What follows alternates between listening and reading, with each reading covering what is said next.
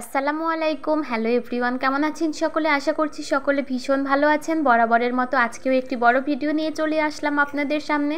তো আজকে বানাবো ফুলকপির পকোড়া আর ডিমের ঝাল পাকান পিঠা।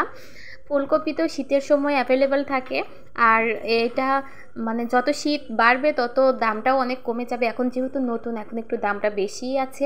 আর ফুলকপির পকোড়া কিন্তু খেতে ভীষণই মজা লাগে। সবজি দিয়ে যদি এভাবে বিভিন্ন আইটেম তৈরি করে খাওয়া যায় তাহলে কিন্তু খেতে ভীষণ মজাই লাগে। আর এখানে আমি ফুলকপিটা হালকা একটু ভাপিয়ে নিয়েছিলাম 2-3 মিনিটের মতো, শুধু লবণ আর পানি দিয়ে। তারপরে এর মধ্যে আমি আস্তে আস্তে সব কিছু মিক্স করতেছি। ময়দা দিচ্ছি আর সাথে কর্নফ্লাওয়ার দিচ্ছি। তো কর্নফ্লাওয়ার দিলে হবে কি, একটু মচমচে বেশি হবে। আর ময়দা দেওয়ার কারণে এটা বেসনের কাজ করবে। যদি বেসন থাকে তাহলে বেসনও দেওয়া যেতে পারে। খেতে কিন্তু খুব মজা হয় এই জিনিসটা। আর একটু পানি দিয়ে দিলাম হালকা একটু। এর মধ্যে একটু ধনিয়া পাতা দিয়ে দিব এবার উপর থেকে ছড়িয়ে।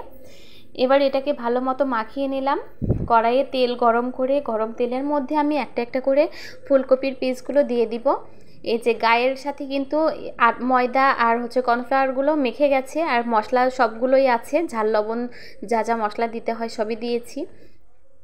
এরপরে আস্তে আস্তে একটা একটা করে দিয়ে দিব তেলের মধ্যে, দিয়ে এটাকে বেশ একটু ডিপ ফ্রাই করে তারপরে উঠাবো, নয়তো বা ভেতরে কাঁচা থেকে যাবে। আর এটাকে কিন্তু অনেক অল্প আঁচে ভাজতে হয়।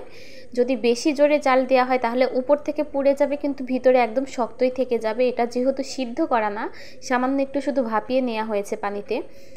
তারপরে এক চার উঠিয়ে নিলাম, এবার আবার দিচ্ছি। আসলে সেদিন একটু ফুলকপি রান্না করেছিলাম, তো ভাবলাম যে এত বড় ফুলকপি একবারে রান্না তো করা যাবে না, বেশি তরকারি হয়ে যাবে, যেহেতু তার সঙ্গে সিম, মূলা, আলু, বেগুন সব কিছু দিয়েছিলাম। তো অল্প একটু ফুলকপিতেই হয়ে গেছে, অর্ধেকটা দিয়েছিলাম। আর অর্ধেকটা দিয়ে এইভাবে পকোড়া বানিয়ে নিলাম। তো আমার ছেলের বাবার খুব পছন্দ, আমারও বেশ ভালোই লাগে খেতে। এই যে দেখেন কত সুন্দর কালার চলে এসছে। এবার এগুলোকে উঠিয়ে নিব। প্লেটে টিস্যু বিছিয়ে নিয়েছি, এক্সট্রা তেলগুলোকে চুষে নেবে। আর এটা বানানোর পরে আমি বিকালে আবার বানিয়েছিলাম, যেহেতু বাহিরে বৃষ্টি হচ্ছিল, ভাবলাম কিছু বানিয়ে খাই। তো বিকালে আবার একটু ডিমের পাকন পিঠা বানালাম। এই যে কত সুন্দর হয়েছে দেখেন, ফুলে গেছে। এইভাবে তেলের মধ্যে দেওয়া মাত্রই ফুলে উঠতেছে। দেখতে কিন্তু খুবই মজা, মানে দেখতেই ভালো লাগছিল, খেতেও অনেক মজা ছিল। যদিও একটু ঝাল আর লবণটা একটু কম দিয়েছিলাম, আমার ছোট মেয়ে আছে, সে খাবে, এই জন্য একটু কম দেওয়া হয়েছিল। যদি আর একটু বেশি দেওয়া যেত তাহলে কিন্তু অনেক মজা হতো খেতে।